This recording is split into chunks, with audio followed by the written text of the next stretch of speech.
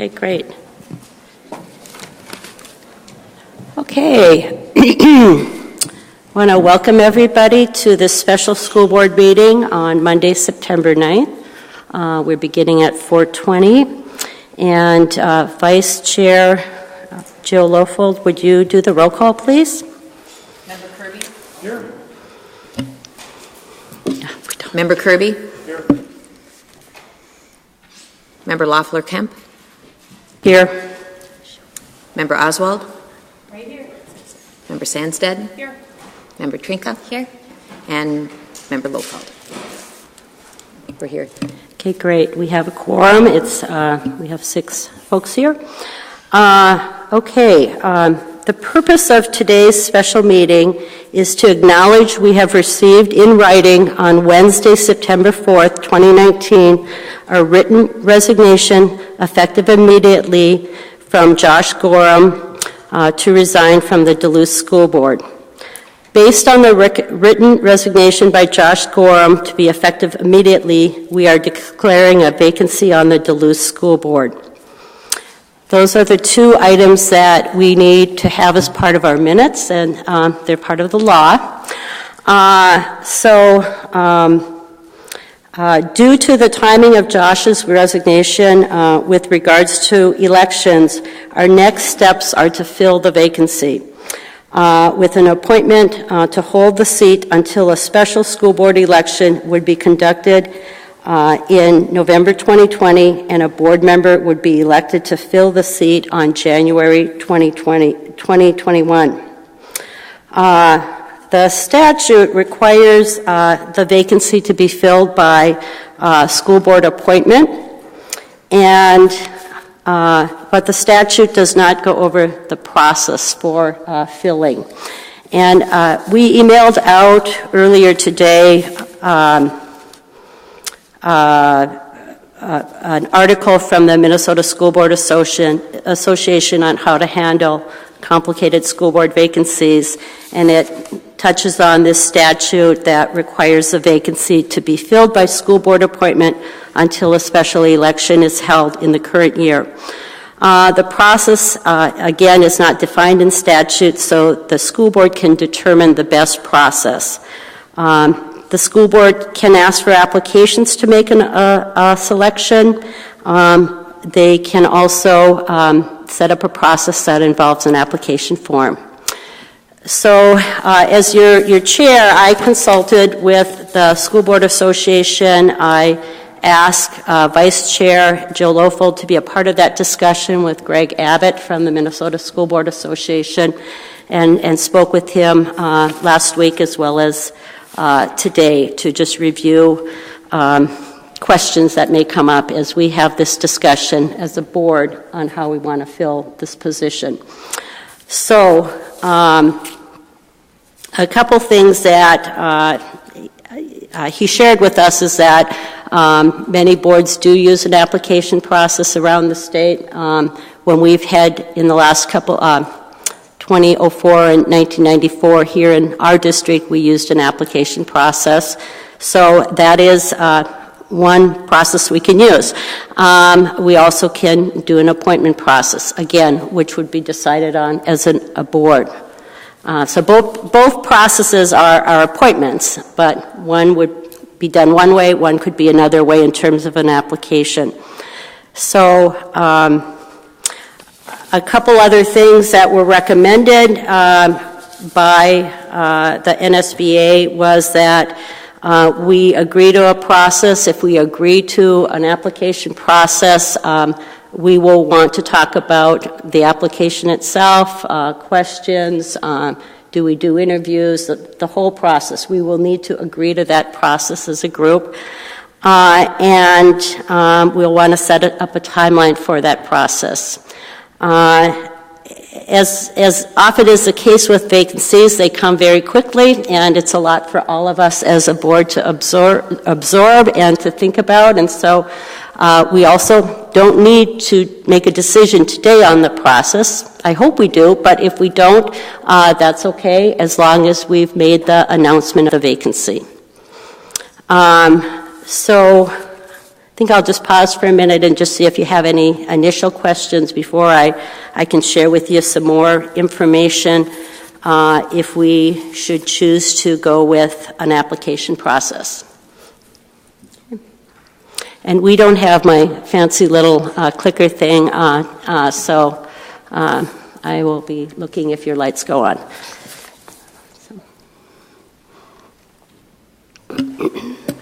So just to keep our discussion going, because I also had a chance to listen to Greg and also kind of shared with you this information from the leader that kind of details some options.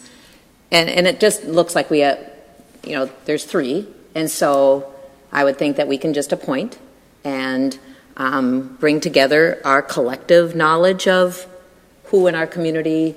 Maybe this leader says something about, a retired school board member that we might bring in because that has some merit when we are in a tight spot right now and would like someone with board experience. That might be an option.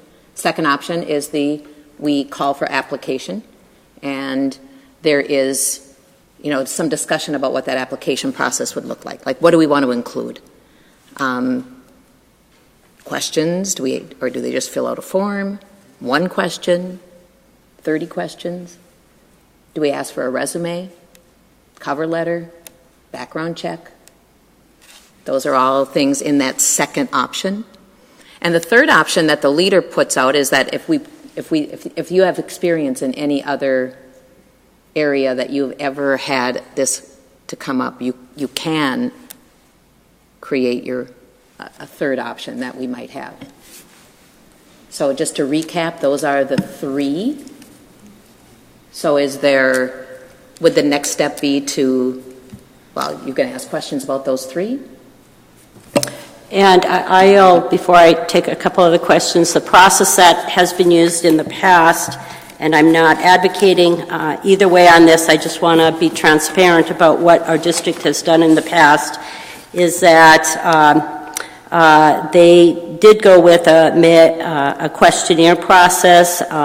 They had about a 2-week turnaround time to get the questionnaires and the affidavit of candidacy back. The board members received the questionnaires. They notified candidates of interviews, and they did do personal interviews. Again, public. Everything is public. And then they made a decision at the day after they did the interviews. So that's been the process that was used in the past. I see we have a couple questions over here. Member Oswald and then Member Lofold, or Member Sandsted. I would like to advocate for an open call application process because I think that is the most transparent and fair way for people in the community to participate in their school board. If we chose a former school board member, I fear that we would get caught into a personality conflict with who we know, who we don't know, and whoever would win, some side would be accused of having an inside job or an inside leg up or something like that. And I would rather have this to be as clean as possible. And I welcome to read about anybody that has an interest in being on the school board with us. Okay. Thank you, Member Oswald. And just to also kind of follow up on that, if we went with an open application process, former school board members could apply as well. It would be open to them as well. Member Sandsted? I agree with Member Oswald that the application process is probably the best way for us to go. That way we all will have the same information about the applicants. That information can be made public. I would hope that we are looking at an application that gets to people's experiences and background and what would make them a good contributor to the board, and that information can be shared publicly so that if people want to give us feedback over the course of a week or so, they can do that, and then we would make a decision. So I think I like that process. Member Lofold mentioned the potential for background check. I don't remember if we all had to go through it, but we didn't. Member Trinka's shaking your head that we didn't. I don't think so. No? Okay. Well, Yeah. I'll have to think about that more then. I thought we had, but I believe the background checks happen after the election. Okay. We're clean. okay. Member Kirby and then Member Trinka. Thank you. I too think an application process is probably the best way. Mike, I have a question though, or clarification. This person who will then be appointed is for a year and then has to run, is that correct? Right. They would need to run for re-election, and there would be a special election would be conducted in November of 2020, and then the board member would be elected to fill a seat in January of 2021. Yeah, and just a follow-up to Member Samstead, everything that we ask of the applicants to put on the application are public, and everything we do in terms of the voting or the interviewing is public. So it definitely, everything's available for the public, and candidates who are interested need to know that their information is available to the media, to any citizen that asks to see it besides us as board members. And just to clarify, that it's classified as public doesn't mean we actually publish it. And my position here is that we should make it available, readily available on our website for everyone to review, not that it would have to be requested. So that's the clarification on public versus publishing. And I did ask that question of Greg Abbott myself, and he said that would be a process decision we would want to make. It's not required that it's put on our website. So again, that would be another decision we'd want to come to agreement on. Member Trinka, you were next. Thank you. Yep. I just want to clarify with my colleagues that if we're talking about an application, I would like to see an application as well as interviews, and I think we can look to the recent city council vacancy as an example. And I would echo Member Sandsted's comments that all of the application should be readily available on the website. I know I appreciated that as a voter when the at-large seat was being filled in the city council.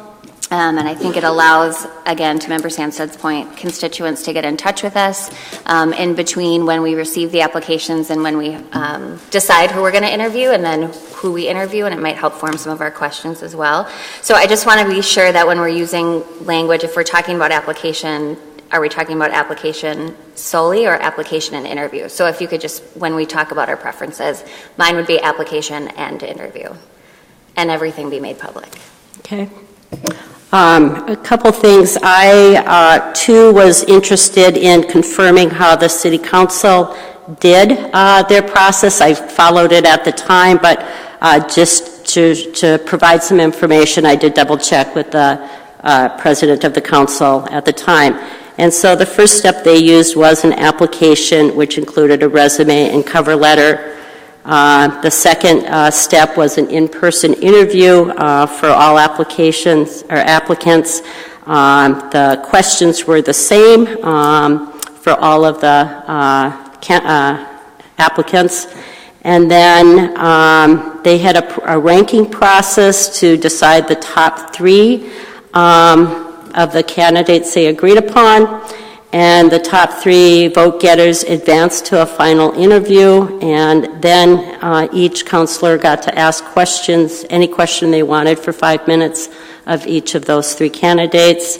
Not every candidate got the same question, and then at the end, each candidate got to vote for one of the three, and the first person to win a majority was the winner. And the voting process that we would use is Robert's Rules, and again, NSBA clarified that. The voting process is pretty straightforward with Robert's Rules. We can talk a little bit about the nominating process. Just to step back, so I'm hearing a lot of agreement around application process. Does anyone else want to speak to the application process? I guess I would ask my, I'm sorry if I skipped over you. Ask my, just jumping again. Ask Mike, sorry, Member Oswald. If we think a resume and cover letter are the appropriate representation of a person's skill set, or if we want to just off the bat include a set of questions that are the same across the board. We ask everyone to fill out that may highlight on professional experience, but would also highlight on community involvement and other strengths that they bring to the board, because I think oftentimes resumes are heavily weighted towards those who are in positions of privilege. And I think that it's important that we have comprehensive representation on the board. So my inclination would be for us to put together a set of questions that everyone who's interested fill out. And then from there we decide who and how we want to interview. Thank you, Member Trinka. And I do have, which I'll hand out, 35 questions that the Minnesota School Board Association has received. Sure. Oh, excellent. Melinda? Okay. Just clarification, they will have to fill out an affidavit of candidacy because they have to swear to the questions saying their age, and so that they will have to fill that out in addition. So that could be your application in addition to your questions and everything else. Thank you for catching that. And in anticipation of this discussion, we do have, if we decide to go with an application process, Melinda just put together a draft of something that could be used that included the affidavit piece that she referenced. And then in terms of questions, the School Board Association did provide us with 35 questions that have been used across the state that we could pick and choose from if we chose to go that route. So I do have copies for folks, as well as a draft of an application that we could consider. But I want to first allow more discussion, but we did come prepared if we wanted to look at that process. Member Lofold, thank you. Sorry. I just want to make a motion to go with applications. I think we've all shared an agreement on that. We're clear of the other options. That's all I was trying to share with you is that there's the Minnesota School Board Association was clear about, pretty much what they've seen is these three options. So I'm going to make a motion to go with the application, and then all of the other conversation we've been having can go forward because we have a motion. I'll second it. Okay, a motion was made to move forward with the second option, the application process. It was made by Member Lofold, seconded by Member Oswald. Is there any further discussion on that piece of the process? Member Oswald? Thank you. I just want to concur with Member Trinka because I was going to point out, just like she did, the problems there are with resumes and people wanting to be public servants. They may not have a robust resume, but their heart is bigger than what they can muster on paper. So I certainly hope that the affidavit of candidacy can vouch for the intent, and whatever we decide to accompany that, I think is going to be fantastic, whether it be a couple questions or a personal essay or, whatever we come up with, we can be creative. Thank you, Member Oswald. Any further discussion? We have a motion on the table. Okay. All in favor of moving forward with an application process, please say aye. Aye. Aye. Okay, motion carries 6-0. Okay, now I guess what I would propose right now is that this is, again, just thinking about how other school boards have done it. We put together a draft, again, application. And when I say we, Member Lofold and I as Vice Chair, we included the 35 questions, and we pulled out 6 that seem really broad to look at, consider. The School Board Association said often on the applications, people might use one question, which is, why do you want to be a school board member?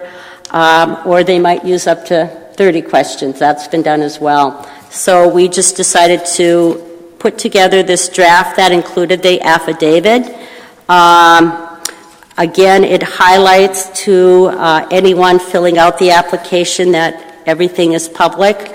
And then it also just includes from the School Board Association what are the qualities that make a school board member, and information about school board leadership from the School Board Association.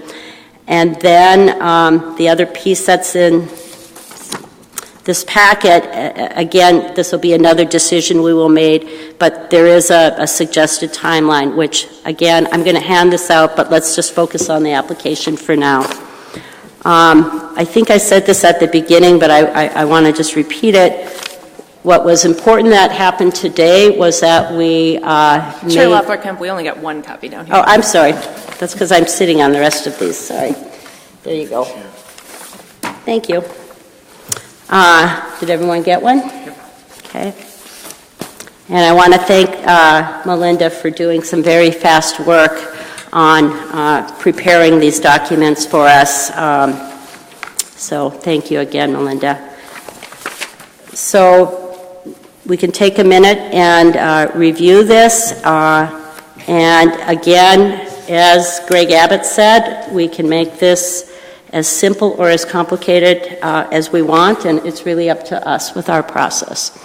The one thing on the back, I guess I would add, is that this timeline, today we're announcing the vacancy, determining the process, and then we do need to fill the clerk position as part of this meeting.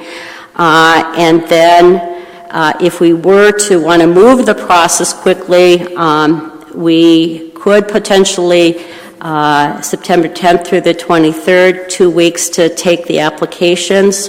The last week in September, the 23rd to the 30th, board members would review the applications, and then at that point we would, again, today determine if we have interviews that week.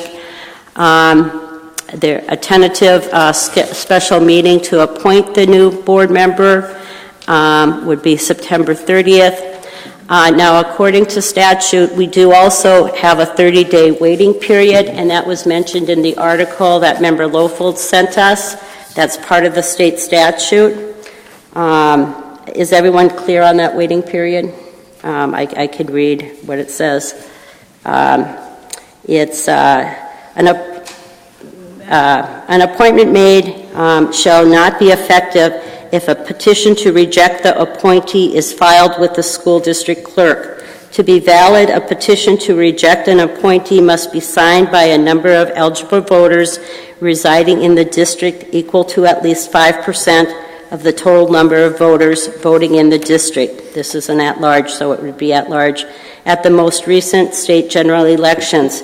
And it must be filed within 30 days of the board's adoption of the resolution making the appointment.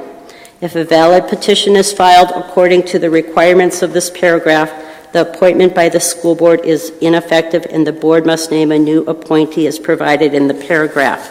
So I just read that so you're clear on, if we were to appoint someone on September 30th, there would be this 30-day waiting period, which would bring us to November 1st.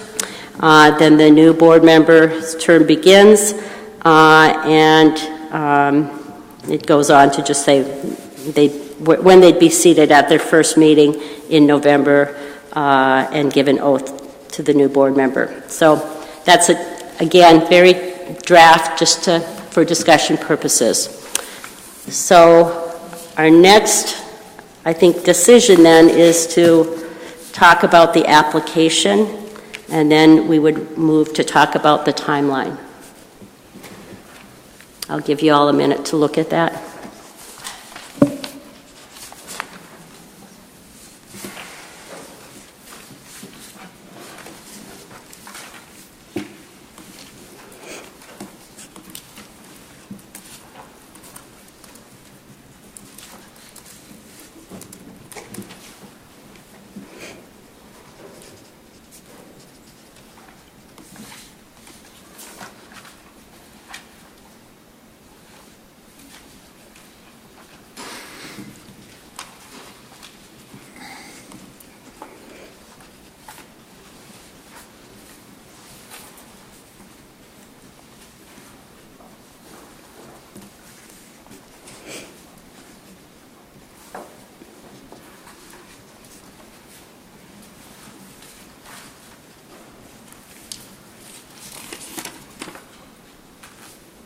Give everyone a couple more minutes.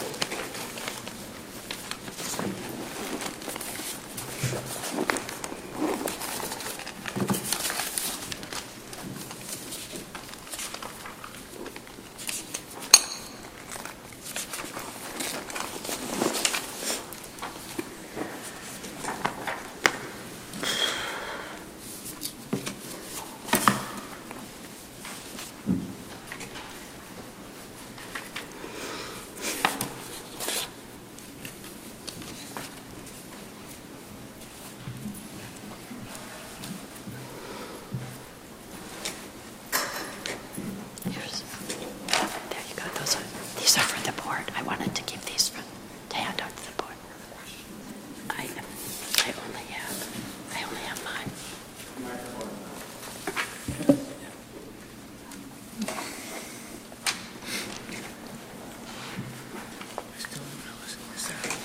Dictionary in this thing. Bring it over your little one. You can go to dictionary.com.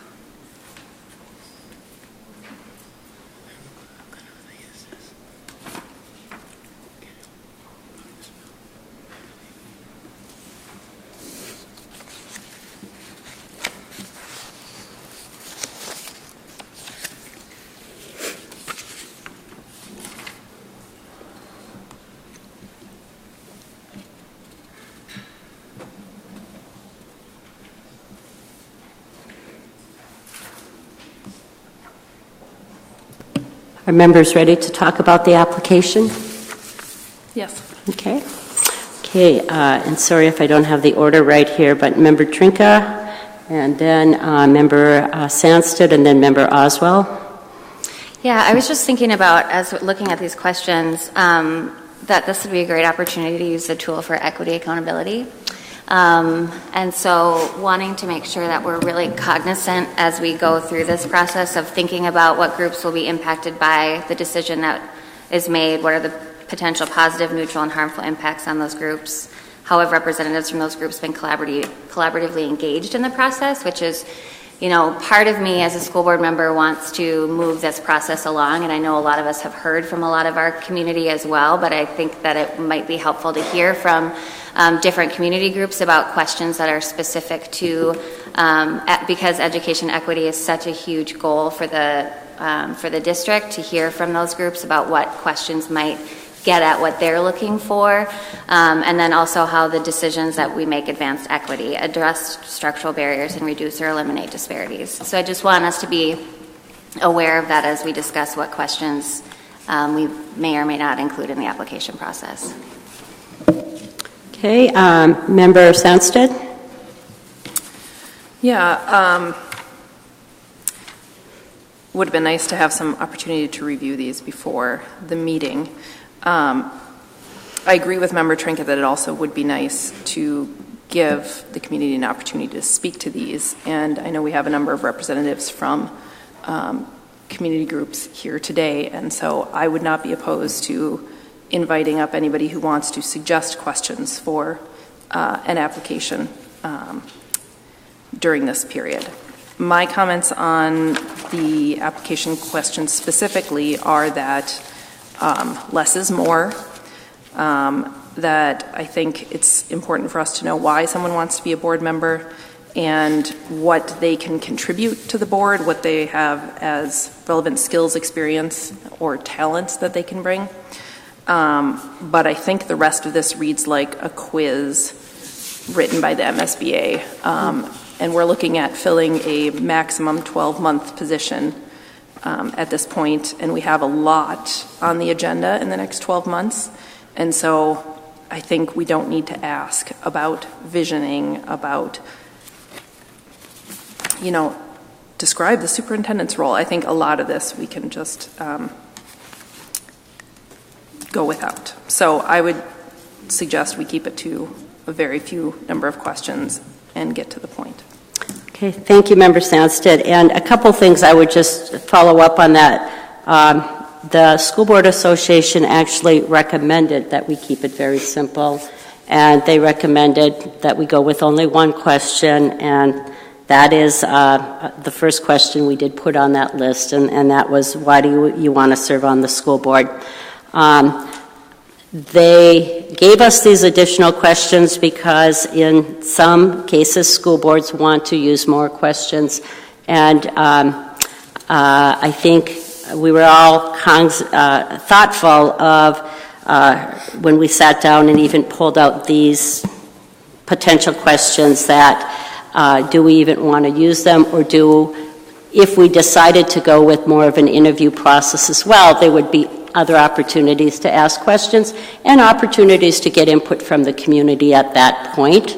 So in terms of the application itself, it does not need to include all these questions. It's not recommended. We just threw it out there because of some practices that had been used. And again, I agree with you that having even just one basic question would be good. But it doesn't not allow us to ask other questions we all may agree on if we do an interview process in person where we're asking everybody the same question, or if we do a second interview like the City Council did, where we can choose to ask whatever questions we want. So there is that opportunity if that's what we decide.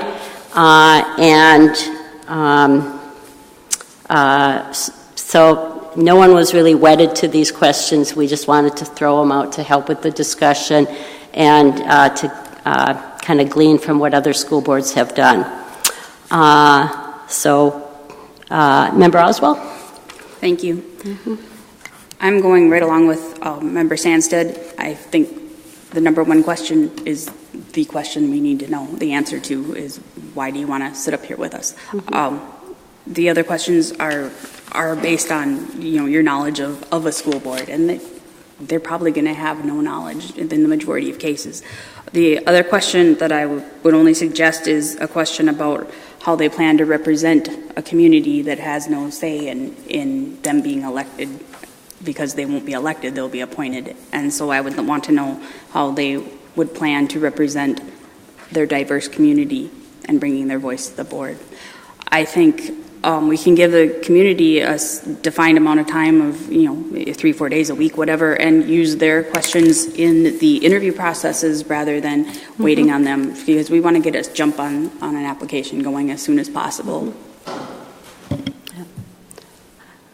Okay, I have more comments when it's my turn. Member Sandstead. Thanks. Just to clarify, I don't think we should just ask the one question. And to Member Trinka's earlier point about resumes and cover letters, I think that having a question about qualifications in the application is a better way to go than to expect a resume or a cover letter. And a cover letter would just sort of duplicate what we're looking for in the application. So I think that I think we should go with an application with several questions that gets to that point. And I really like Member Oswald's suggestion about how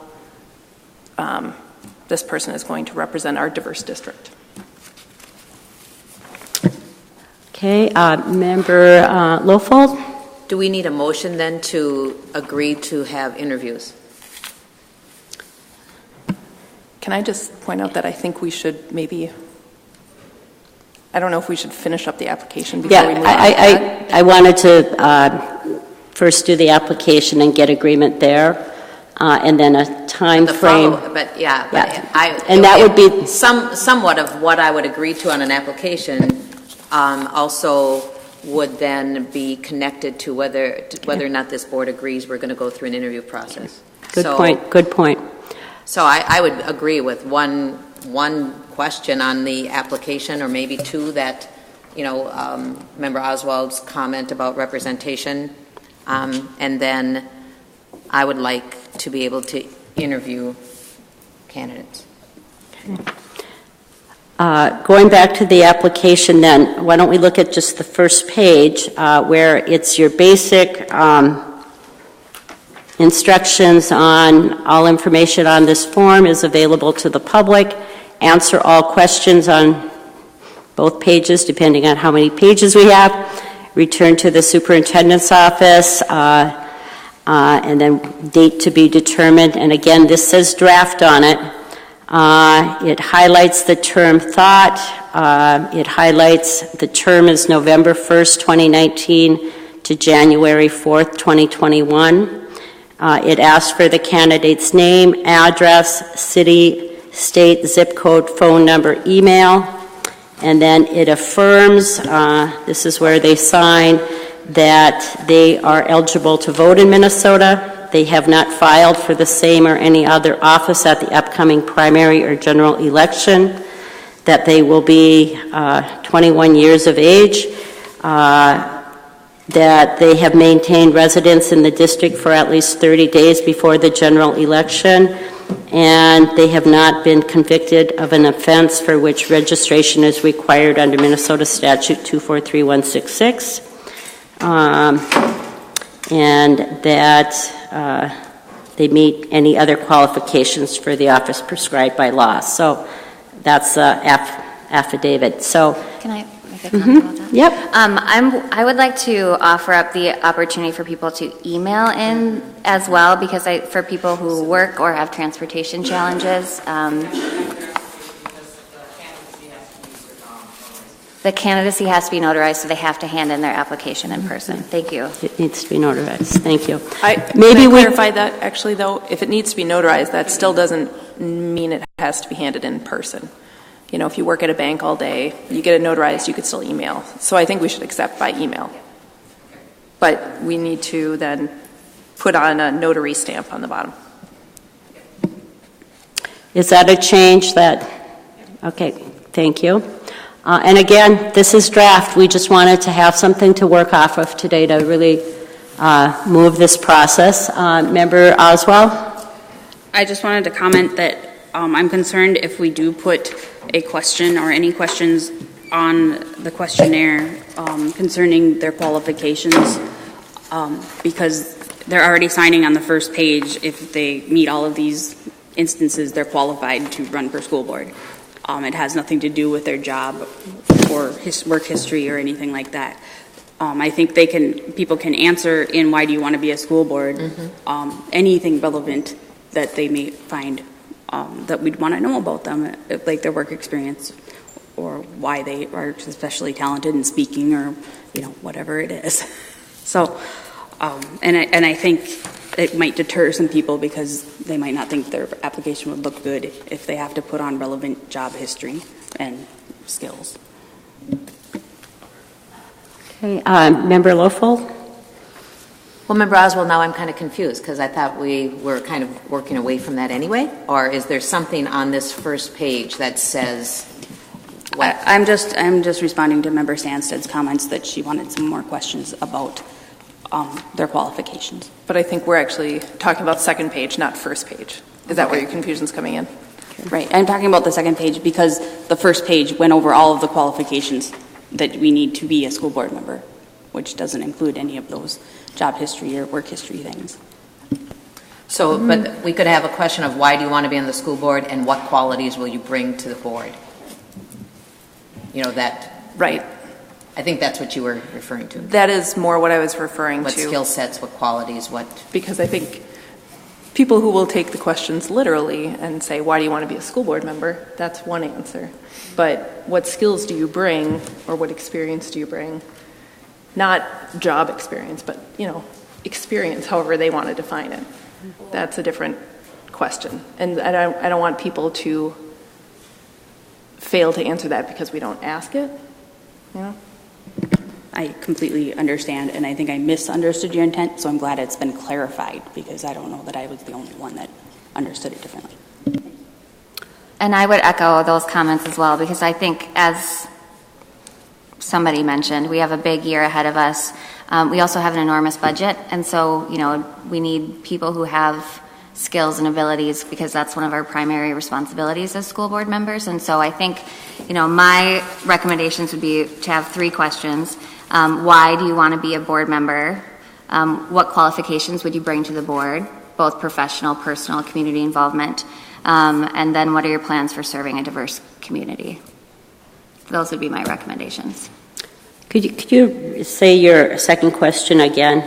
What qualifications would you bring to the school board? Professional, community involvement, personal. Okay, and then the third question. How do you plan on serving the diverse community represented by ISD 709? So I'm making a motion that those be the 3 questions. Okay, a motion has been made to go with 3 questions. It's been made by Member Trinka, seconded by Member Sandstead. Any further discussion on on this motion? Member Kirby? Thanks. I think those are good questions. I would use the word skill sets rather than qualifications. Qualification seems to be judgment more. I had skills and experience. Okay, something, yeah. So it's kind of broad, but. Yeah, okay. And the other thing was, I liked Member Sandsted's statement. Maybe she forgot about it. She talked about the diverseness of the district rather than a diverse community, which seems to me to represent, I'm going to represent this community rather than the general diversity of everybody.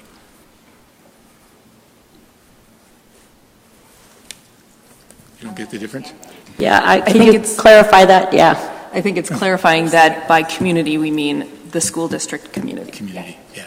So That's how would you represent our diverse district community? Yes. If you want to include both district and community. Be more inclusive. Okay, so how do you plan to represent the diverse district and community? Do I have that right? District community. District community. And. District community. Yes. Okay. The diversity of our district community. And can I make a suggestion that we have a wordsmither. That we get the 3 questions in the next tonight, later on, these 3, and then if there's anything our eyes see that is the wrong word, that we didn't mean that word, that we would respond. No. Well, it's only 3 questions. I think, if it was 30, I'd be in agreement with you, Member Lofo, but I hope we can handle 3 questions. So I have, why do you want to be a school board member? I have, what skills and experiences would you bring professionally, personally, and in the community? And I have, how do you plan to represent the diverse district community? Okay. My only suggestion would be perhaps that we want to include a little more specificity to why do you want to be a Duluth Public Schools board member? Okay. I agree with that. There's lots of boards out there one could be a member of. Okay. Member Kirby? Oh, I'm sorry, no. Could you just repeat those questions? I thought they were... Sure. Actually, I'm going to have Melinda repeat them because she'll be putting this together. Thank you, Melinda.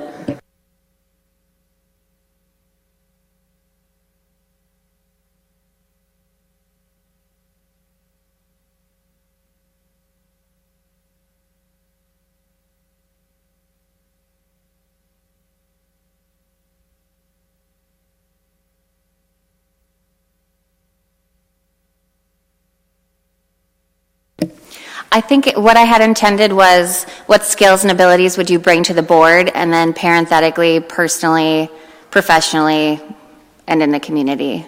Just so people so we're getting at multiple facets of people's, so that it doesn't alienate different groups of people. So that would be my suggestion. What skills and abilities? Skills and experience. And experience. Thank you. Would you bring to the Duluth Public Schools? And then parenthetically. Professionally, personally, and community involvement, Yeah. perhaps.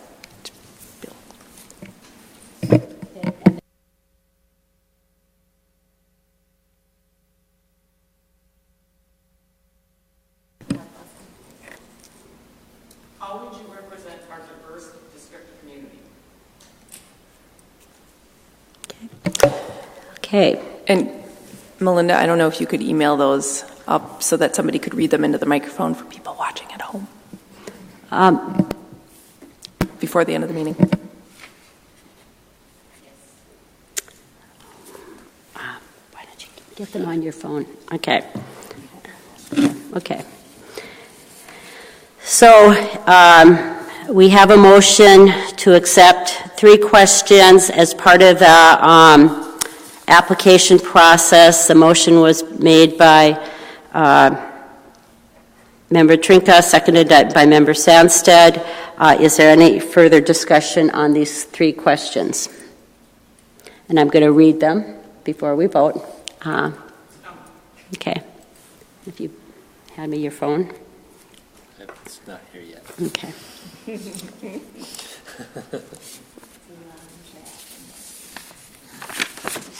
We should have had her just come up.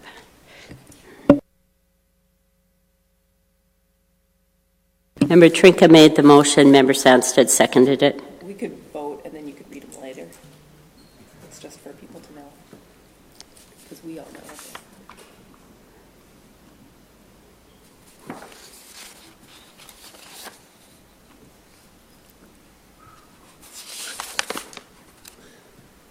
Got it.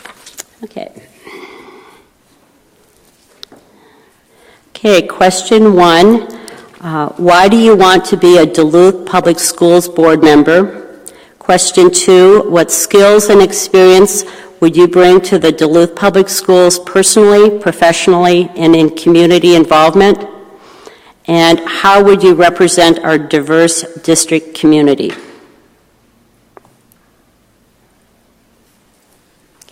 Okay. Thank you, Melinda.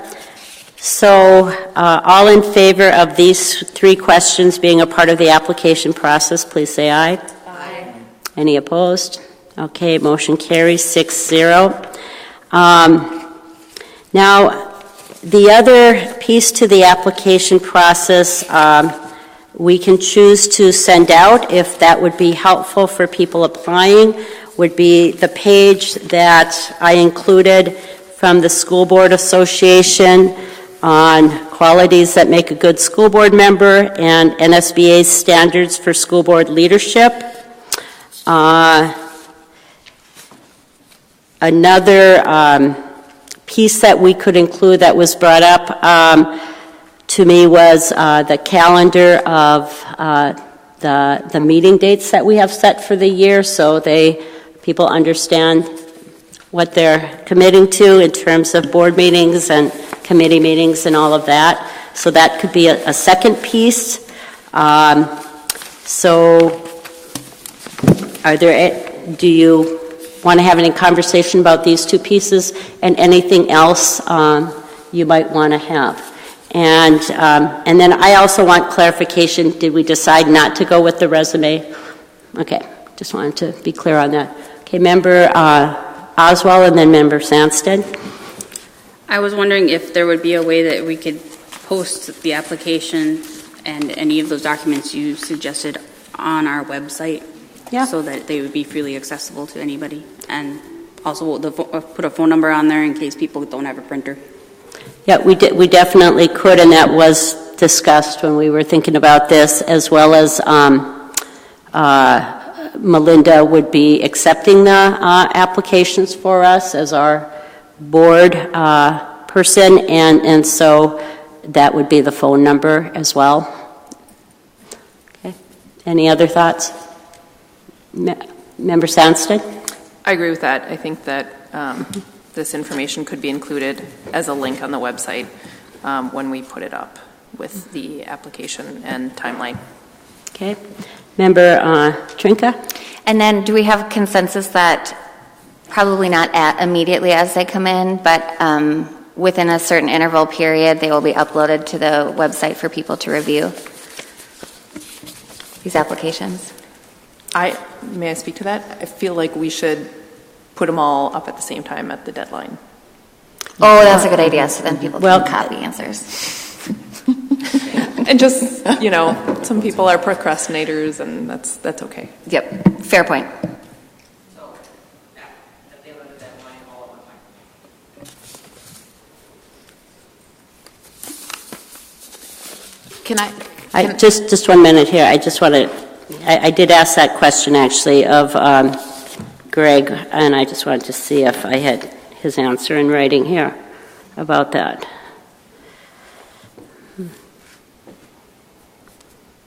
Yeah, I don't have that, but Member Lofold?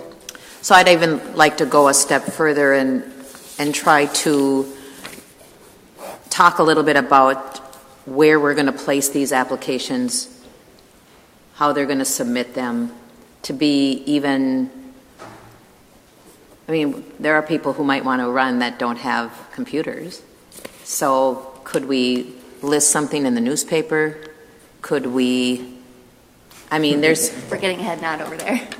Well, I'm saying that we put we put it out in the newspaper, the contact information and how to get it, and a phone number, and I don't know how much you want to go that extra mile, but there could be applications at school sites. It could, I don't know. I don't know. That's why I'm asking. What do you want to do about that? Want to talk about it? I love the reference to the notary stamp, and maybe there's some complications about being too out there with the application as far as where you can pick it up and where you turn it in and what it needs on there, but just kind of thinking through the idea that if we only put it on our website, where are we going with that?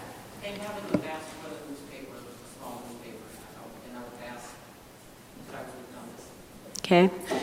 So we could do a newspaper ad. We could do on the website. I'm getting nods from our D&T, our official newspaper for the district, that we would have some support to get it out that way. She may be writing an article. We don't know that. And we want to make sure she had all the accurate information. Okay. Member Sandsted? I think having it on the website, having it available for pickup here from Melinda, and then I like the idea of having a few copies at sites too, if people want to pick them up at their schools. If every school would have a few copies available, or be able to just print them off for somebody who walks in and is interested. Mm-hmm. I like that. I don't know that we have to advertise further than that, but I do think we should, I assume this will go out in our, weekly ISD 709 update, and it'll be on the website, and we're going to get press about this, so the word's going to get out there. Would we be able, if somebody contacts us, can we send them an application, or is that conflict of interest? We could refer them to Melinda to get the application, and if we're going to add a phone number on here, we could work through Melinda. Yeah, send them the link, yeah. Okay, any other discussion about getting the word out? Okay, I want to go back to... I do worry about the notary stamp too, because I want people to know how that happens. How do they get it if they need it?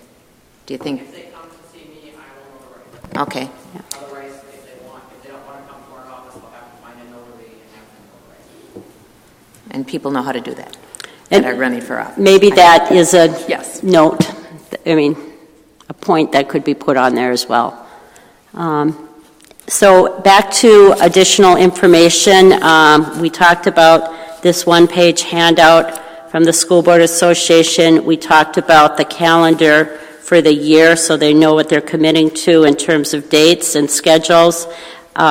Is there any additional information we would want to put out to help the candidate think about applying or not? Okay. Member Sandstead? I think that just in terms of like what's on the website, if we also had that page linked to us so that if people wanted to ask questions of us, we could answer questions. But also when we have the applications so that people in the community can see our emails and contact us to just have that link. Okay. So, I don't know if it would be on, the application would be on the home page, or if it would be actually on your school board page. So all that information would be there for them. Okay. so we'll have to, check on that process. Okay, so anything else that we would want included? Okay. Can I ask where on our website it's going to be? That- Where on the website? Do they have to go to the school board Yeah. page? So if they go to the ISD home page, is there going to be any information that says if you are applying, follow this link? Superintendent Grunson? Thank you. We have some flexibility with how we do that. We'll likely have we have some links on the front page, the things that, I don't know, scroll, thank you. And that could have a link to the school board page. So if they clicked on it, they'd get to the right spot. We'll work with Katie and technology to make sure that happens. Okay, great. Thank you. The next piece of this then is, before we jump into the timeline, is talking about the timeline in conjunction with doing in-person interviews. One process that, again, was used in the past and has been used in other school districts is we get the applications turned in with a deadline, and then we have a week where we set up interviews, and we narrow it down at that meeting, or we just do interviews and we have a day to think about it and have a separate meeting. Or if we want to go through a 2-interview process as the city council did, then that would kind of determine our timeline as well. Again, the dates that we put together here were just based on other commitments we already have as school board members, and we all and scheduling items. So not wedded to these, more for discussion purposes and looking ahead at the time. And again, according to the School Board Association, it doesn't have to happen this month, but if we want to keep moving the process forward, these dates were based on that. So, Member Oswald, Member Sandstead, and then Member Trinka. I was just wanting to know if these interviews happen in a public setting or if the interviews are private. No, they're public. Everything is public. So it'll happen like down here in front of everybody that wants to attend. Yeah. Okay. When I have observed it in the past, since I was a parent in the district, the board members sat up here, the candidates sat, came and sat. So I mean, we could arrange it however we want, but that's part of the process for us to decide on. But it does have to be public. Superintendent Grunson, did you have a comment on that? Actually, not on the interview, Okay. but just on the timeline, if I could. Sure. I think saying that this would all be together tomorrow and on the website might be a little aggressive. We'd need a little time just to put it together and get it on the website. Okay, thank you. Member Sandstead and then Member Trinka.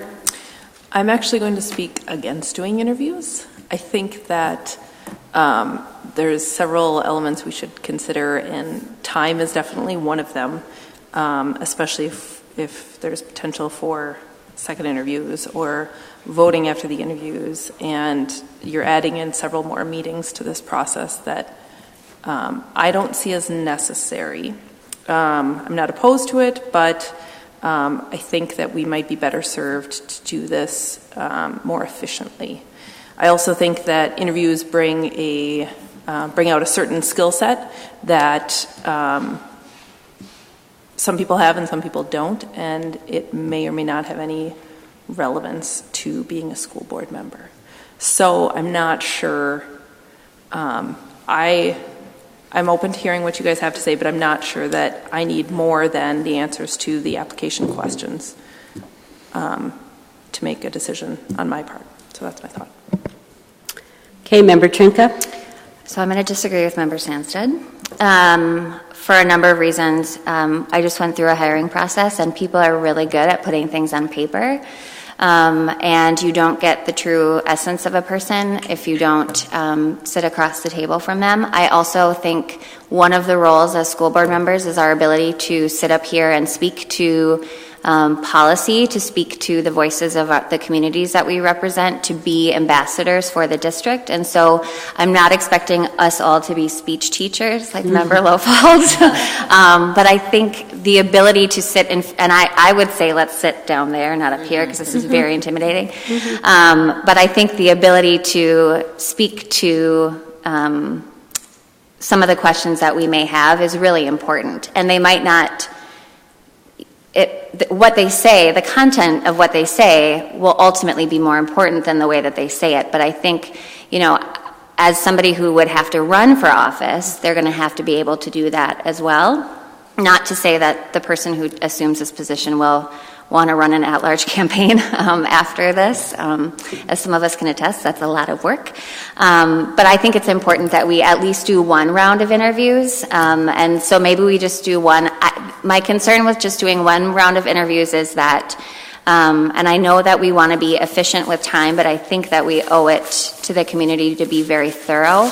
And from what I've heard from people in the community, there are a lot of people who are interested in this position. So my concern is that if we only do one interview, then how do we all come together into a rat pack and sort out who is going to be one person out of many. So I'm not suggesting that we follow, I know that there were some hiccups with the city council process, and I'm not suggesting that we follow that to the letter, but I do think that it's important that we get the chance to interface with the people who are interested in this position prior to an appointment. Thank you, Member Trinka. Let's see. Member Lofold? Spoken like a really good speech teacher. So, I don't know. I agree. I agree with Member Trinka. Good things. I understand the time constraints. I understand, that the interview process is intimidating, but we can control that. I like the idea of not doing it here, and not to get ahead of ourselves, but we can create, a strong environment, a welcoming environment with the interview that allows us to see a skill set and to get to know them. And my bigger reason as well is that I'm assuming there's going to be many applicants that I don't know, and so I fear that I will lean towards more of the people I maybe would recognize or even have worked with, and then that makes me uncomfortable to only then have the written part when we might all have different pockets of applicants that we know better than others. And I'd like an opportunity to see them all face to face. Thank you, Member Lofold. I'm just going to, being I see no lights on, say a couple of my pieces too. I would prefer including, Member Kirby, you have to wait now, to have an interview process. And I agree, Member Trinka, we don't need to follow the City Council's process. There were some hiccups. I heard about those as well. But for all the reasons that have been stated, I think having a personal interview is important. I agree doing it down there rather than up here would be a good step as well, and more welcoming. I also again, talking to other school districts and talking to the school board association person, interview in person if we're going to go with an application process is recommended, and what a lot of school districts have done, 1 or even 2 interviews. They also, again, just for informational purposes, because this will be the next thing we'll need to talk about, is what do we ask them when we're interviewing them? That's something we need to decide. So I am in agreement of in-person interviews. We had at least 8 applicants in one of the last times we were filling a seat here in our district. It was a district seat, not an at-large seat, so that was a little bit different in terms of who could apply. But in some school districts, they've had 15 applicants. They've interviewed 15 people in person. They started at 7 at night. They went to 11 at night. So, they gave everyone the same amount of time, which is, again, what we would want to do in doing as we set up the process. And there are some other kind of best practices in interviews that were recommended too. So, but I am in agreement with that. Member Kirby. Thanks. I was going to question, it depends on how many people we get. It could take a long time. I think that one of the things that should be put on the application is there will be an interview included in the process, so that people know that. And perhaps we could ask, maybe we need two sets of interviews, but I think the first one, if we do that, the first one should be the same questions to everybody, and maybe they should know what those are beforehand. Okay. So Member Kirby is suggesting he supports interviews, but he's suggesting 2 sets of interviews. So that... No, I'm just... No, or just 2 nights of interviews? No, I'm just saying it depends on how many we get. Okay, I don't know. okay, I'm okay. not suggesting one or the other. Okay. I think providing the interview questions to all of the applicants once the deadline happens is a good idea, because that would make it an unfair advantage for some applicants that may come view other applicants' interviews. I think all the application questions are going to be established in the next 5 minutes to 5 hours, depending on how long this takes, and therefore they're already going to be out there. Just true. Mm-hmm. So. You're exactly right, Member Sandsted. They will be out there because, again, this has to be a public process, as it should be. Yeah. Except for any ones that are submitted by the community. Well, then we'd have to have another meeting to include them. Yeah.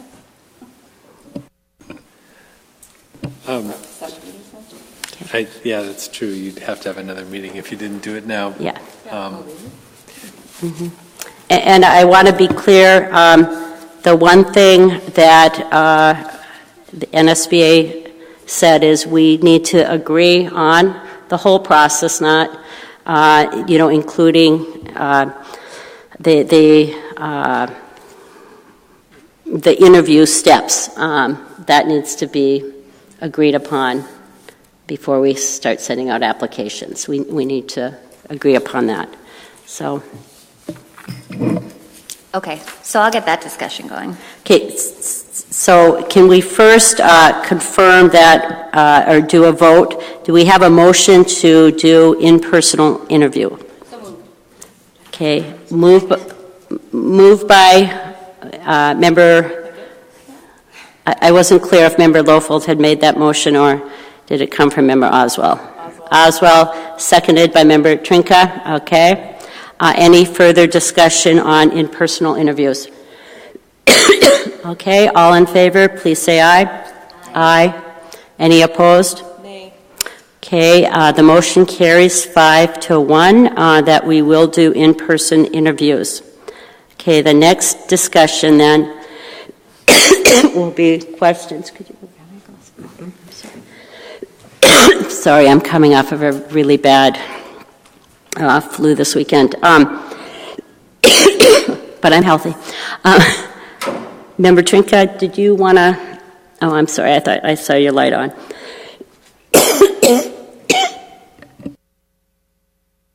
So here's the rub that I have. If we're supposed to identify the whole process right now, so what we would need to vote on next are the standard interview questions that would happen in the first interview, or do we need to vote that there will be 2 interviews.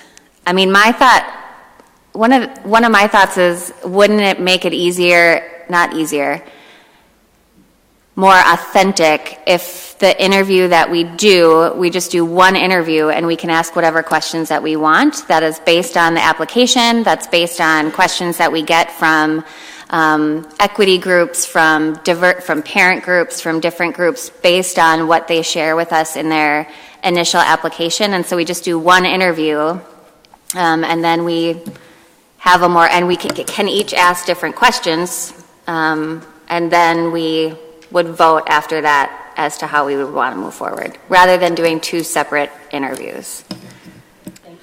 Thank you, Member Trinka, Member Oswald, and then Member Lofold. I would be concerned about people that know certain candidates asking questions tailored to their strong suits and inserting bias into the process by that. Say, somebody that I know that applied, I could ask them about their job or their skills that I know that they do in their job, and they can come off sounding really well. Then somebody else I don't know, I could ask them a lamer question. I don't know, but I hope it wouldn't be. And so I would much prefer that we ask the same questions. Coming from a... Thank you, Member Oswald. Member Lofold was next, and then you, Member Sandstead. I just really think that, one, you could do something like this. If there are more than 7 applicants, we're going to go to a second interview after, if there's more than 7. If there's 7 and under, we could probably do one interview and I would think. So you could make a motion about if there's more than 6 candidates, we are going to do 2 sets, because to get through more than 6 in an evening and be able to really give thought to the best out of those 6, I think takes a second interview if there's more than 6. Secondly is, I really don't think we need to come up with the interview questions tonight. I really don't. I think we can make a motion that we're going to have an interview, and then maybe when the, but do we need a board meeting then to agree on the interview questions? Yes, we would, and again, that's why it was recommended that whatever process we have, it's established in this meeting, or we set up a separate meeting, but then we don't go with the application, send out the applications till we've developed our process. But we can do, as you suggested, and that's been done, we can add some caveats into, if we get 15 applicants, we do this. If we get 7, we do that, as long as the process is agreed upon. Superintendent Grunstedt? Okay, Sandstead? Okay. I think we should do the interview questions tonight, but we could do them on the 17th when we meet. We could tag it onto our regular school board meeting if needed. But I think we should do them tonight. I think we should stick to one interview. Because I think if we do a second, then we have to have a vote to narrow, and then also do a second and create a second set of questions. And I'm agreeing with Member Oswald that we should just ask a uniform set of questions. I still haven't figured out exactly why all public entities do that, but for the most part they do, and they have very good reasons behind that in terms of bias and discrimination. So I think I would be surprised if after recent events we get more than 10 applicants. That would be wonderful, but I'm not too worried about us having a flood of applications at this point, and so I think we can move forward with one interview session and voting after that. Thank you. Thank you, Member Sandstead. Melinda, you have a comment? You might want to check with Greg Abbott. I think there might be a requirement to ask the same questions of every applicant that was in that first interview. I think, we can double check with him, but I think the first one would have to be the same questions of every applicant. Yeah, I think he said that as well, but we can follow up. But we should decide that tonight. Member Lofold, did you have, no, okay. Superintendent Grunstedt?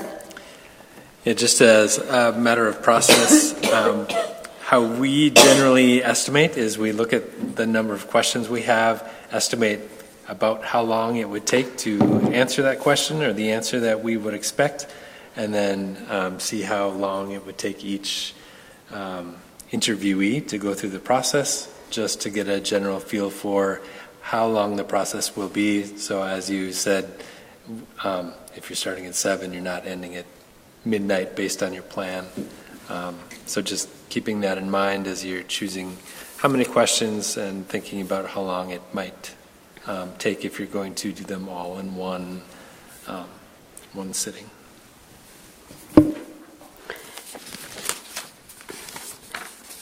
So I could add that I hope we can get to the questions tonight, but if we decided to wait till our meeting next week to review the questions, that would mean we would be not sending out the application and not doing anything with that till we have the questions either. Why can we not send out the application until we have the questions? That doesn't make sense to me. It was just advised that, all parts of the process be established before we proceed. That's all. So. But that's not in any state statute or any... No, it's not. Okay. It's not. It's just was advised. That's all. So we can do whatever we want. We can make it as simple or as complex as we want. The only thing that is required is that we publicly make a motion to accept these 3 questions as our interview questions. That has to be public? Well, that's a part of the application process. Those 3 questions we just established we want to have as part of the application process. So and that's the interview different. Questions too? That's different than the questions for the interview. What was recommended is that if we are going to go with in-person interviews, that we agree to questions and we agree to that piece of the process. I have a suggestion for maybe efficiency. We could say that we are going to interview no more than X number based on the applications, so that we have a limited number of interviews and we know that. So that when we get the applications, let's say, right, we're going to interview no more than 10. If we get 11 applications, we would have to vote 1 out. And then we know how many people we're going to interview and how long it's going to take and when that's going to happen. That's just an option I'm putting up. Thank you. I think that's an interesting suggestion. I'm going back and forth in my head about really I want to get the application questions out as soon as we're able to get them online, regardless of whether or not we develop the interview questions tonight. I really struggle. I'm looking at a lot of people who are in the audience I would like input from constituents and from community groups on the questions that we ask. Thanks. And so I think that, looking at our committee agendas for tomorrow, we have relatively light meetings, and so our reports will be relatively quick in comparison to how they have been in the past. And so, not relatively quick, but I would like to give us the opportunity to hear from folks over the course of the next week, as well as at the public comments section of our meeting next week, and then add that on to our school board meeting next week. That would be my preference. But I would also support, and then I would also potentially support truncating the number of interviews that we do, or capping the number of interviews that we do. Okay, Member Oswald? I would definitely support capping the number of interviews because it's going to be easier to weed out people on paper than it is once you see them and you see their passion. Because that's part of how hiring goes in most instances anyway. Only a select few are picked for interviews. I do, and I really want the community to give us feedback on questions to ask them, especially ones that involve our students of color and our families of diverse backgrounds and cultures, because we have to represent all of them and we have to be able to get along with all of them in order to represent them. So I think those are valuable questions, and I think people in the community are better situated to come up with those questions than I as a white person can come up with. Even though I consider myself fairly well educated on those subjects, I'm still far from an expert. So I really would like to only have a limited number of interviews, because that makes our job more efficient and gives us kind of a direction to go while we're reading all of the applications too.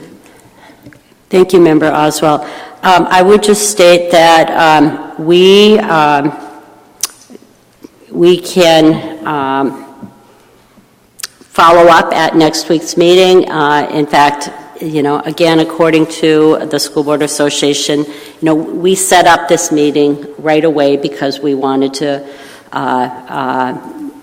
have the conversation and at least announce the vacancy right away publicly. But this conversation we're having right now could have happened at our meeting next week as well. It did not have to happen tonight in terms of process if we weren't going to move forward with the application. So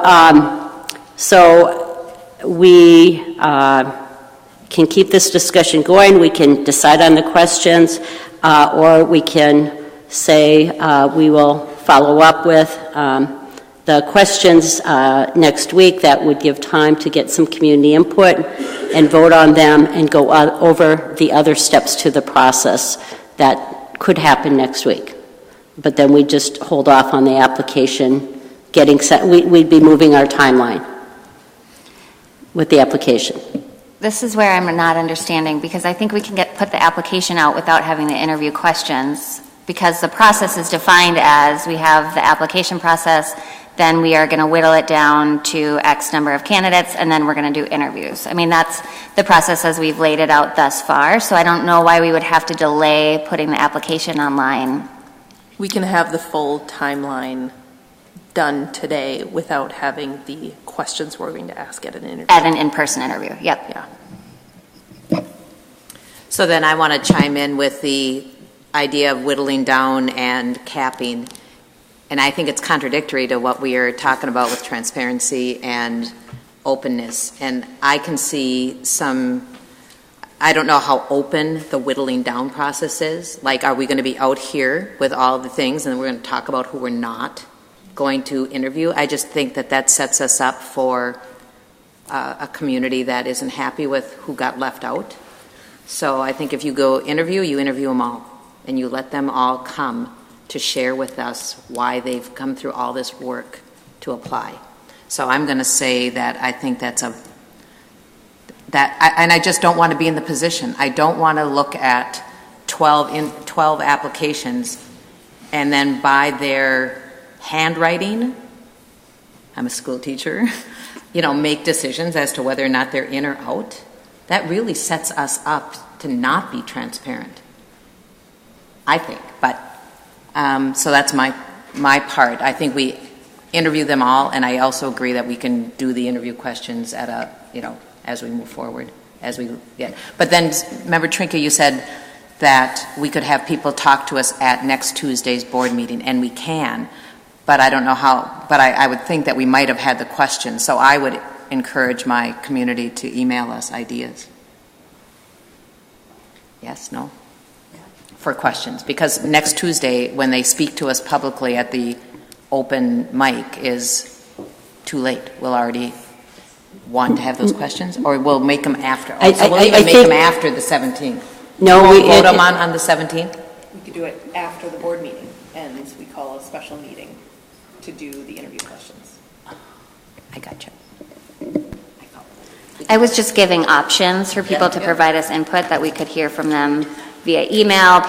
All of our information is public and is on the website, so people feel free to call and email us. But then that would just be another avenue by which people could communicate with us is during the open forum.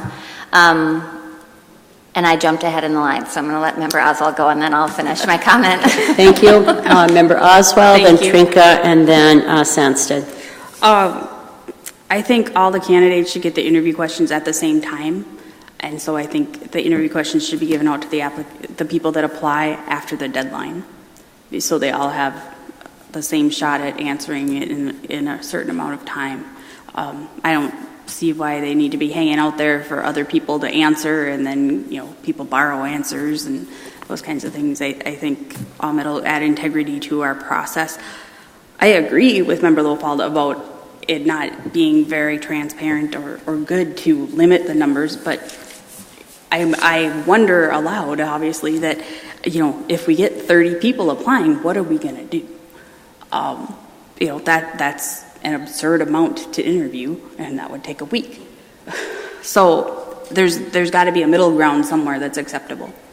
I don't know what that is right now, but I do agree it's not transparent, but it wasn't a solution that isn't a very good one. Superintendent Grantset? If I could recommend, if you do go with a paring down of the number of candidates, that you set the criteria for which that decision would be made before the applications go out, so it's clear what the screening criteria are. I think that's a good point. I'm going to go back on what I said earlier and agree with Member Lowfald, because, in theory, if this person were running for office, anybody who meets the criteria on the affidavit could run for office. And then, like in the case of my election, we had a primary, and everybody got to hear from all of the candidates. And so while this is not maybe it's different than the campaigning process for sure, I still think it would behoove us to give everybody the opportunity for the community to hear their voice. Thank you, Member Trinka. Member Sandsted? I'm on the fence, but I am going to say that if we had a limited number, then we could have more in-depth interviews with people. We could ask more questions in each interview than if we are going to interview. If we're going to have an unlimited number of interviews, we're going to want to pare down the questions pretty far. And we will need to give the same amount of time to each applicant. Mm-hmm. Yeah. Okay. So then, following our city councilors, they might have been onto something, even though I don't know what their little kerfuffles were, but when they did 2 rounds of interviews might have been why. Because that first round, you can limit it to 7 minutes. It's a 7-minute interview with maybe 1 or 2 questions. And from there, then we select by a process we agree on to go to a second round where we have limited and we can really sort it out. We have, this is a great opportunity for many of our community to step forward and be on the board, and we want to encourage that. And so I just think you clear your schedules for a while, or and again, I like the idea of starting at 6 o'clock, or not at 5 because people work and they need to get here. Or you could have, you can have interviews that start at 6 or 5:45 and go to 9, but then you could also have some during the day for people who work shifts, although I don't know how they'd run for school board when so many of our meetings are at night, but I still think that when you're going to probably be putting on the calendar interviews in the next couple weeks, really, then we might very well have people that have already put things in their schedule that are going to preclude them from being at night. So you might want to put an opportunity, I don't know. But then that's the other question. Do we all have to be at all interviews, right? If we're going to select and appoint, then all of us have to be at all of the interviews. Or if we're not, we cannot participate in the vote, because that's kind of what we learned in our superintendent training. Mm-hmm. But yeah, can I say to that?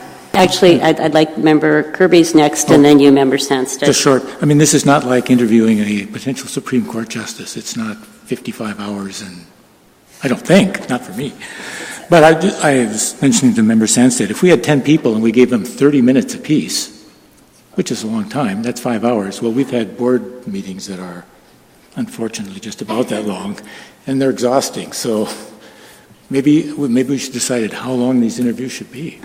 And just keep in mind, when the City Council did it, their first round was the same 6 questions, the same amount of time for each. Their second round was where each school board member could dialogue for 5 minutes with questions. So they did put a cap to it. Member Sandstead? I had a train of thought. Member Lofald. All of us in attendance, I certainly plan to attend, but I also think that we will be putting these on YouTube, and that if somebody can't make it for whatever reason, that doesn't mean that they don't get a vote. That would be my opinion on that. That would be a decision on process we'd make. Yep. Okay, Member Oswald? Is it possible to interview more than one candidate at a time, such as like in speed dating? Well, if you think about it, that's like what a lot of our panel discussions are when you run for office.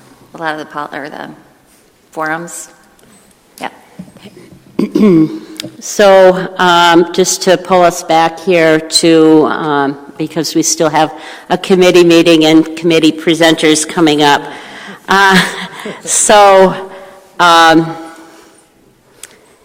We will do interviews. We will decide the questions next week at a special meeting after the board meeting. Did everyone agree to that? Okay, because we got to schedule, we got to announce. We will come up with questions then, and then and decide on them, and then we will also decide on other steps to the process, and we'll just kind of hold off on that till next week. Motion for that? I thought we were going to outline the full timeline. Well, I'm getting to that. I'm just kind of wanting to get agreement if these are the things you want to put off till next week or you want to come back to for tonight. Member Trinka? Do you need a formal motion for that? I think that would be great. Okay, so moved. Can we clarify? I'm not. So the motion would be that, is that we're going to table the decision on the interview questions until next week, but we're going to finalize the process and the timeline tonight. Okay, so it's been moved by Member Trinka, seconded by Member Oswald, and everyone is clear on the motion, or do we need to read it again? Table on the interview questions. But finalize the timeline and the process. Tabling is the right word. Yeah, let's delay. And we can do that. We can do that. So all in favor of this motion, please say aye. Aye. Any opposed? Okay, motion carries 6-0. So now let's go back to the timeline and process. Again, we laid out this timeline, suggested timeline, wanting to note Superintendent Grunseth's comments about how soon we would be able to start taking applications. We have tomorrow, and that seems like that might be too quick. Yeah. Okay. So, Melinda? I would say that I would be able to have everything ready by Thursday. That would be reasonable. The question I have is, if we're going to advertise in the newspaper, are you going to wait to take any applications until that ad goes out in the newspaper?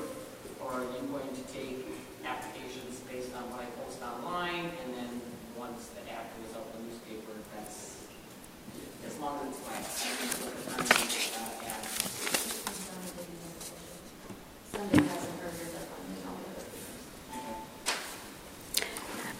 ad. And I need to clarify with NSBA if once we receive the applications, that they're public the minute they are turned in. He did share that with me in writing, and I just would need to clarify that with him, that once the applications come in, they immediately become public, not when we release them. So I would want to clarify that, yeah. Chair Lafferkamp, I think there's a difference between being public and being published there. Well, they are public information once they're turned in, but we don't have to, we're not required to publish them. his statement here is applications are public the minute they are turned in. So I would want to clarify his statement. Yeah. Do we need to put a copy, like no plagiarism, some sort of stipulation, like the information shared is the intellectual property of the candidate that submitted it? Mm-hmm. Member Trinka, did you have a comment? And then Member Sandsted? Okay. Member Sandsted, did you have a comment? I'm just looking forward at the timeline here. So should we set interviews on September 30th, since that's when we were going to meet to vote on applications? So we have a tentative special meeting scheduled for September 30th.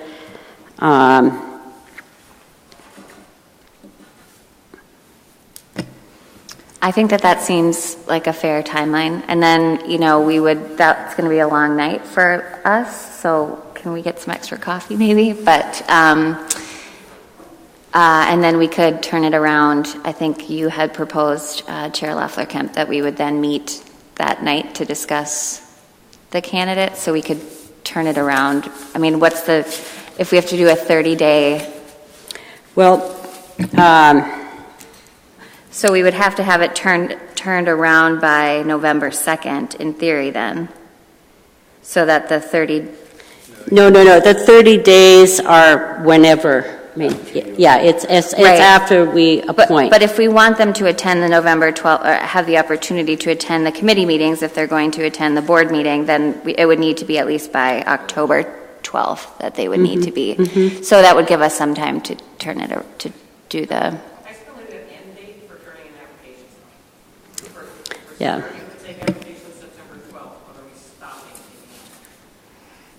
I think we should stick with the 20th. Well, yeah, I think we should have a week to review. And it's been practice in other school districts to either give a week or 2 weeks. So, 11 days. So that would be 11 days. If we start with the 12th and then go to turning them in on Monday the 23rd.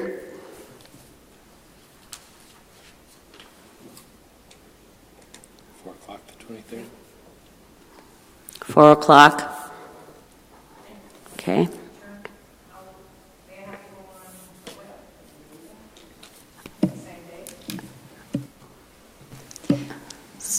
Can I just get a clarification? Sure. So we're just we as a group right now are walking through this timeline. That's what we are doing.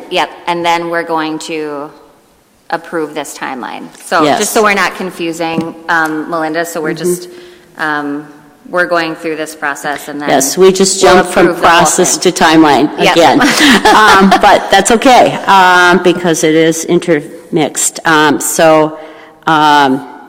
If we went with the 12th, would be when the application would appear.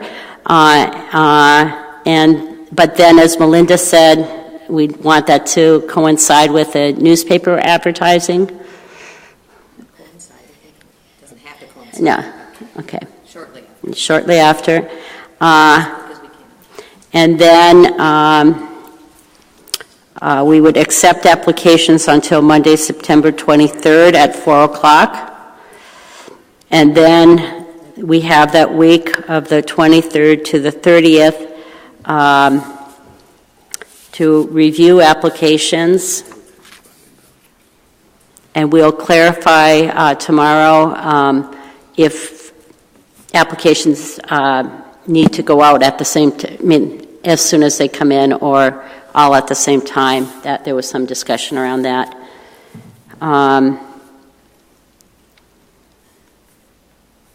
Any questions on that? Does that make sense? Okay. Now, the one caveat here, so on the 30th, we do interviews. At that time, are we going to vote, or are we going to wait a day? That's been done by some, and they've had a vote the next day, not to add more days, but that has been done, so people have time to kind of think about it before they vote.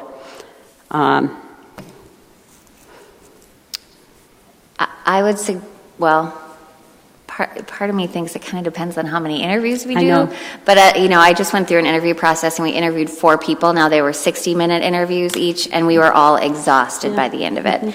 But the information is also fresh in your head. Yeah. So I guess I'm on the fence either way, and I would rather not, because the deliberation has to be public, correct? Yes. So,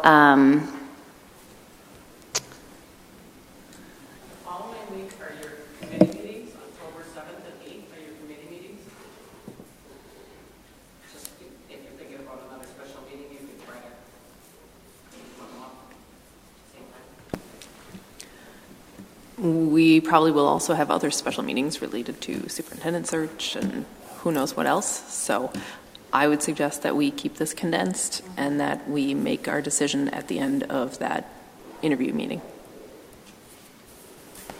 Well, and keep in mind that we then need to talk about the nomination process that happens, because if we can't come to a decision, we may have to have a follow-up meeting. I mean, I don't want to throw that in there, but, that is something to think about, and that's why I would support going with Member Zanstead, that vote that night. But I just wanted to kind of be really clear with people some of the different ways this could be done and has been done in terms of the board members being thoughtful about their decisions. So am I hearing we want to go with September 30th is when we would do the interviews, and then we would start the nomination and voting process? Member Lofold, I believe your light was on, and then Member I just want to ask a clarification. So during the board members review applications from the 23rd to the 30th, or I would say realistically the 24th, is that something we come into the office and do? Or do we do that can you do that individually? We can just go in and peruse, and if they're loaded on the web. Yeah, it's public, and it can. I asked that question too: is do board members need to come in or not? No, you can we can have the applications emailed to us. We would be able to. Oh, okay. Yeah, it's public. So, Member Oswell. If the special meeting on the 30th isn't long enough or we need more time, can we list a tentative date if needed? After the October 7th meeting if needed? I've seen that on our calendar before, where it's a tentative meeting if needed. Or before. Wait, I'm not nailing down a time. I believe we can, as long as we have it in writing and noted so people know what the process is going to be. But if anyone has any other thoughts on it. Member Lofold, do you have a question, or you just I was going to follow up on that, what I said about being that week. But I lost what I was going to say. I can't remember what it was. It'll come. Okay. I know this is a lot of information for us, and just Can I just jump in now that I remembered? This is what I remembered, that we should learn from this, that we shouldn't necessarily schedule anything on a already existing committee meeting day, because I feel really bad that we are waiting for an education committee meeting. So sometimes I know it looks like a great date because we all put it on our calendars. And if that's true, if we need to have a special meeting for a number of anything, could we then delay an education meeting or a business meeting till the next month? Or set the special meeting after our regularly scheduled committee meeting. we could. Mm-hmm. Okay. Just keep that in mind. I'm not blaming anybody or being angry. I just think, oh, yeah, I forget. So we're going to go ahead with September 30th, that we will nominate and vote that evening, as well as have the interviews held. Okay? I have a question. Yes, Member Kirby? Are we saying now we're going to read all of these applications beforehand, then come in on the 30th and have interviews, and then debate or discuss who to appoint after that? That's what we are saying by the discussion going on right now. Oh, that's a long meeting. Mm-hmm. Or more. That is where, again, we could follow up with another meeting. The next day is what has been done in the past to nominate and appoint and vote. Yeah, and that is why we did not do it on October 1st when we first threw out that date, is because there is a candidate forum that night. So, If a potential candidate cannot make it on September 30th, are they just not, they're out of luck? There is no alternative? Okay. And I would say we're... sorry. Sorry. Member Oswald, Member Sandstead. Are they able to participate by alternate means, such as Skyping or electronic means or by telephone? This is our process, so we have to decide that. I would like to make that available. I think that we have lengthened this process significantly by asking a lot of what-ifs that I think that we can decide along the way if they arise. So I would just encourage us to limit the what-ifs going forward as we finish this. Well, I do have to say that it was very clear to me that the process needed, as much of the process as we can, needed to be decided up front. That was why they said keep the process as simple as you can. But so I'm not saying we should keep on with the what-ifs, Member Sandstead, but in terms of a good process and a thorough process to the applicants and people applying, knowing up front what the process is going to be and when the decisions are going to be made was recommended. So, where do you want to go? Yes, that would be great. I move that we allow potential candidates to participate in an interview via an alternative means to being present. I'm not sure if I need to be more specific, because I think it would vary per individual, but I would say by phone or internet. Yeah, by another technological means. How's that? Thanks, Nora. Is there a second? I'll second. Okay. Is there any discussion?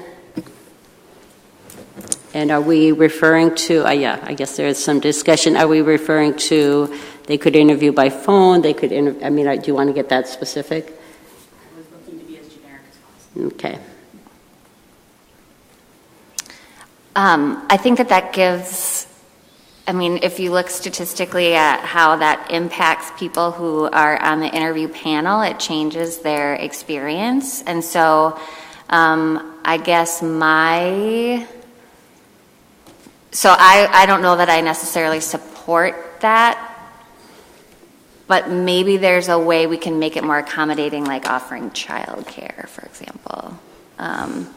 I'm not adding that as a motion, but I just think that I think it's important. If somebody wants to be in this position, I think they need to be here. I agree with that, but I also think that we should have childcare for all our meetings. I think of the many meetings that I have had and interviews where candidates have had to phone in or Skype in for interviews, and especially for some of those endorsement proceedings that, that we do in getting elected. It's a very common thing to have people phone in because people are away on business on a Monday. Just because we're all that important, setting the date doesn't mean somebody's livelihood is going to coincide with our schedule. So I don't want to exclude somebody that would be a great board member, and we're talking what ifs and theoretically, based on the fact that they can't be present in this room on September 30th. Member Kirby? I can see where Member Oswald, what she says. However, it's 3 weeks ahead of time.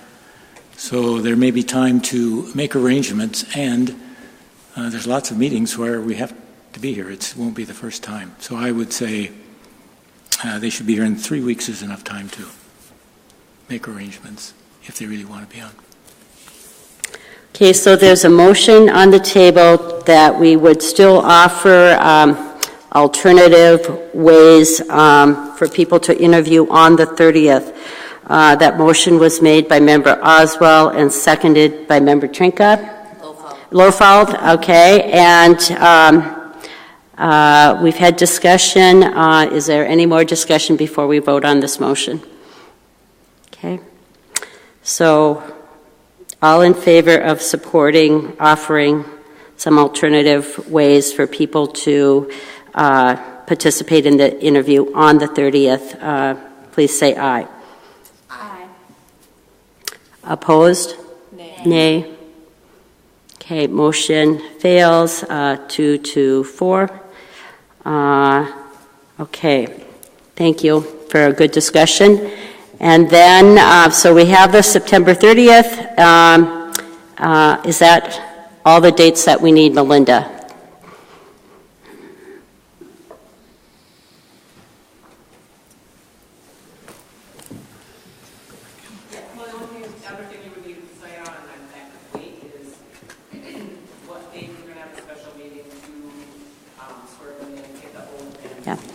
And I think we can hold off on that, right? Okay.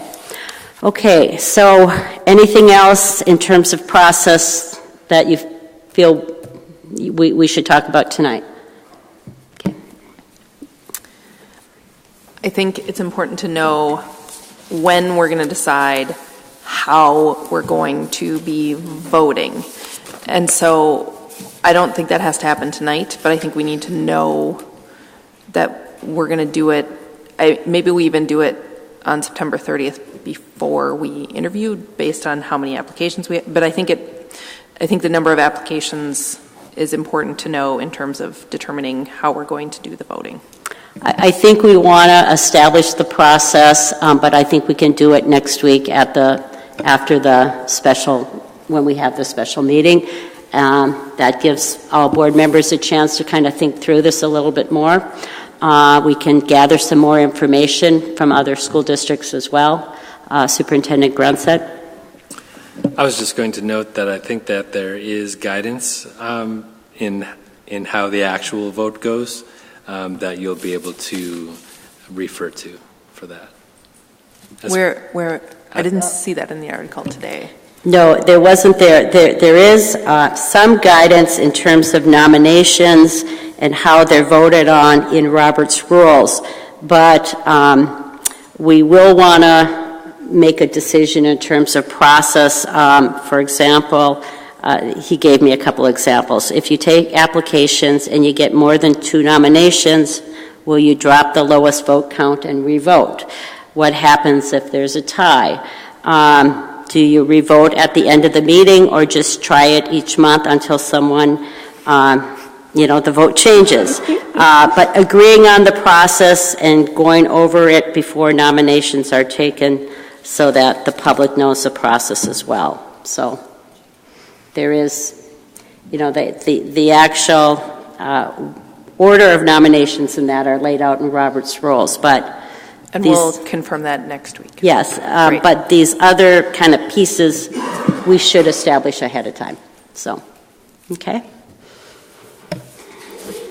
Can we get a sense from MSBA which districts have gone through this recently, so we could maybe get like a scoring matrix, or so we're not reinventing the wheel? Sure, I can get that. In fact, that was my kind of closing comments on this discussion, is what additional questions do you have that I can follow up with NSBA on to bring to next week's meeting? And I am aware of a few districts just from the conversations I've been having. And if they have like specific meeting dates that are available online to watch, that would be Sure, something. that's a good idea. Any other questions for NSBA? If we ask questions of MSBA, is it appropriate via all the open meeting laws that you send them to us right away so that we can look at them before we come next week? Or do we have to just get that information that you got from MSBA from you next week and then have to process that?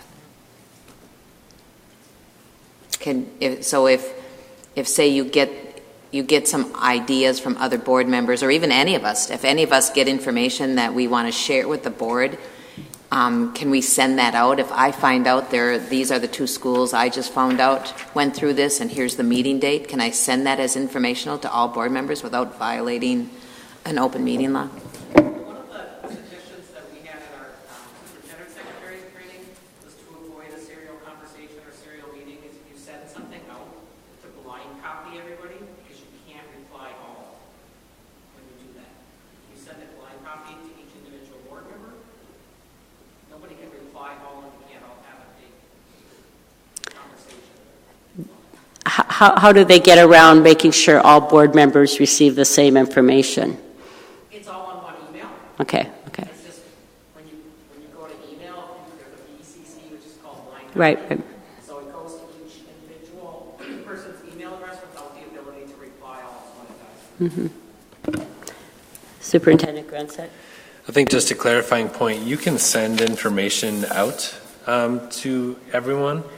It's just when you're having a conversation over line, you can't discuss it back and forth, but you can share information out. Okay, any other questions? Okay.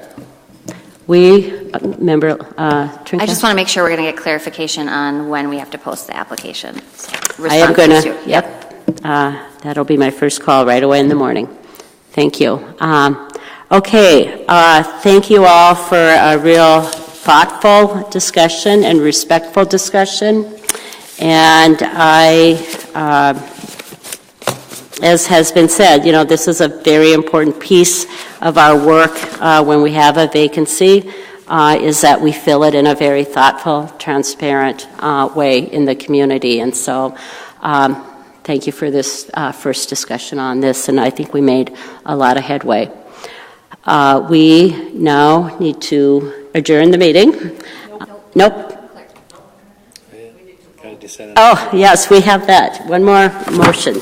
Okay, so we need to fill the vacant school board clerk position, and just like at our organizational meeting, we will use the same process where we can take nominations. The person who is nominated needs to agree to the nomination, and you can nominate yourself. And then we need to have a majority vote, so that would be a 4-2 vote. If it's a 3-3 tie, then we can either re-vote, but if we don't fill it, if we can agree, then we can wait till our next meeting as well. So this position would be serving as the clerk until December 31st or until our next organizational meeting.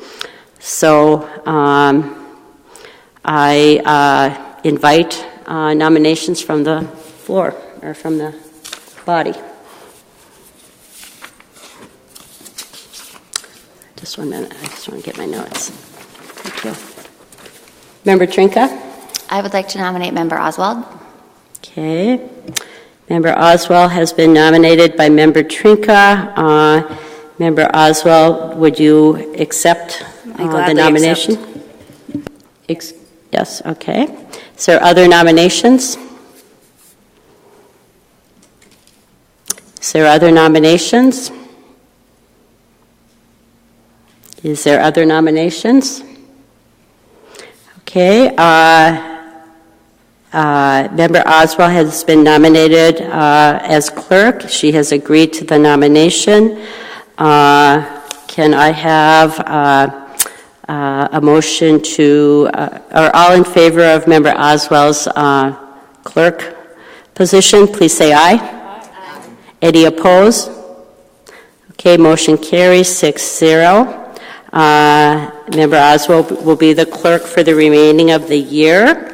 And now, congratulations, Member Oswald. Is that it? Okay. And then, do we need to do an adjournment? Okay. And can we just can you finish the adjournment, or do we need to switch over? Motion to. Okay. Motion to adjourn? Seconded?